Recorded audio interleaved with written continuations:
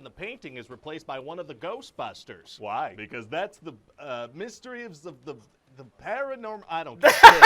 So that's Try about to it. What do you explain it, can't think? do it. Hey guys, my name's Dan, and this reaction is the Ghostbusters pitch meeting, and Ghostbusters 1, an absolute classic. This one definitely does not disappoint, though not as good as the first. It's definitely up there for me as one of my favorite movies ever. I love me a good sequel, and I feel like this was one, and I can't wait to see how Ryan goes about pitching it. But before we get into it, though, please do check all those links I have for you down in the description below. More specifically, the pitch meeting link and Ryan's personal channel link. They're both great ways to support him, and a great and easy way to support me, since yesterday was my birthday, is for you to go right below this video, click all those buttons down there, because also lets you see future reactions that I do, but also makes for the perfect present. And without any further ado, let's go. So, you have a new Ghostbusters for me? Yes, sir, I do. So this takes place 5 years after the original. The Ghostbusters are out of business, and people don't believe in ghosts anymore. But a bunch of ghosts attacked the city, and there was a giant marshmallow man. 5 years is a long time, sir. People forget stuff. But that... Apparently. Sir, the thing is, yes. Well, okay then. So they all have various new jobs. Egon runs experiments on children. What? Ray and Winston, they go to children's homes together. What? And Oh, Winston hosts no! a TV show where he lets two people talk for less than a minute each, and then he ends the show. He hosts a 2-minute TV show? Apparently so, sir. So one day Dana is out with her new baby, and after she rolls into some pink slime, the Ew. carriage gets possessed. Oh, is Zool after her again? No, totally Nope. different ghost thing. She just happens to roll in some haunted pink slime. Okay. And she also works in the museum where the haunted portrait of this movie's bad guy Vigo is. She just Ooh, there he is. coincidentally lives in the haunted apartment in the first movie and works with the haunted painting in this one. That's what Yes. we're going with. And she rolls in the pink slime. A very unlucky lady, paranormally speaking. Yeah, Yeah. so because of the crazy stroller thing, she contacts the Ghostbusters to help. Oh, again. Well, people like the first movie, sir, so I figure we do it again beat for beat, but slightly different. Yeah, That slightly works different. for me. So the Ghostbusters start excavating the street where the stroller got possessed, and when the cops try to stop them, they pretend to be construction workers. Weren't the Ghostbusters national celebrities? How don't they get recognized? People forgot. Yeah, they that's forget right. everything. And underground, Ray Let it discovers go. a river of pink slime and accidentally breaks the thing that cuts out power to the city. Oh, whoops. Whoopsie. So now the Ghostbusters have to go on trial because of all the damage, and nobody believes them about the pink slime. Wouldn't workers need to go down to the pink slime area You to would fix think. the thing they broke? Hey, shut up, and this judge is like, I don't believe in ghosts. You guys are liars. Well- He forgot, but then some pink slime starts reacting, and these two scary ghosts pop out, and they look like scary cartoon characters. They don't even look human. Very scary. Yeah, and the judge is like, oh no, that's the Scolari brothers. Those guys hate me because I sentenced them to death. How does he recognize them if they don't look human? Unclear. So then the Ghostbusters save the day, and suddenly everyone believes in ghosts again, and they're back in business. So they go back to the River of Slime, check it out? No, they just do No. some odd ghost jobs for a while, make another couple of commercials. Oh, okay. And meanwhile, the painting of Vigo has possessed Dana's boss and commands him to find a baby. Why does he want a baby? So that he can take a physical form again. He'd be raised by Dana and her boss. So he'd be like super weak and tiny and need to have his diaper changed? Yeah, pretty scary, right? I guess. Eventually, the yes. Ghostbusters do check out the slime, but they get pulled into it. Uh-oh. And they come out of the sewer yelling at each other, and they're like, hey, this slime's negative energy is influencing us. There's no way we would be upset after almost drowning in the sewer. That's a logical conclusion to come to, sure. So they go tell Venkman about this. He didn't go with them? Is he not one of the Ghostbusters? Well, he is, was but on a when he's date. on screen, it's going to be more of the Dana thing, you know, the will they, won't they. They have, but will they again story. You know, I am less interested in the ghosts and more so in the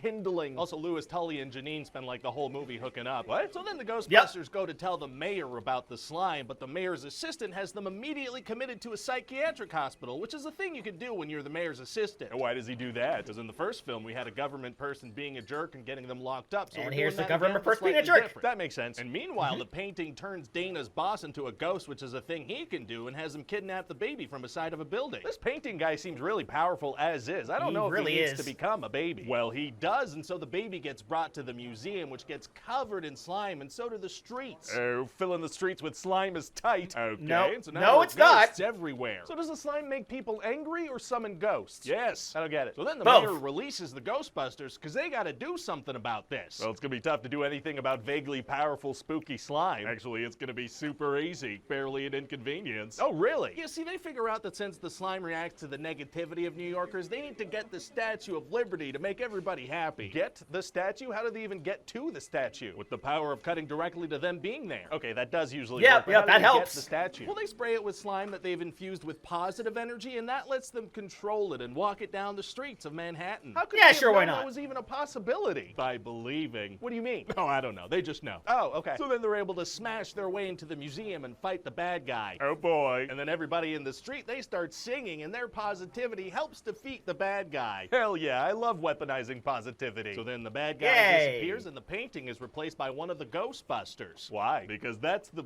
mysteries of the paranormal. I don't get it. So that's Try about to it. What do you explain it, think? can't do Well, it. it sounds like a movie. It is. And this story, this is what all the stars want to do? This bad boy is exactly what they all want to do. Oh, yeah, I guess probably not. They probably didn't want to make the same movie over again. But, like, again, like, it felt different enough for me to enjoy, and I enjoyed the characters as much, so I kind of just forget about everything else. I forget about what happened before that, and then you just sort of just locked into this world, and, you know, that's just kind of how I was feeling throughout. Like, all the jokes I thought were funny.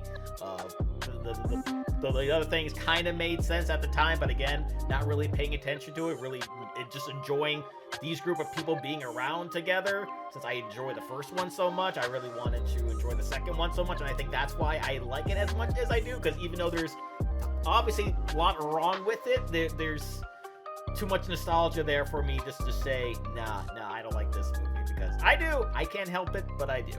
So that's going to do it for me here. Comment down below, let me know what did you think about Ghostbusters 2. Please leave a like if you enjoyed. Please check all those links I have for you down in the description below.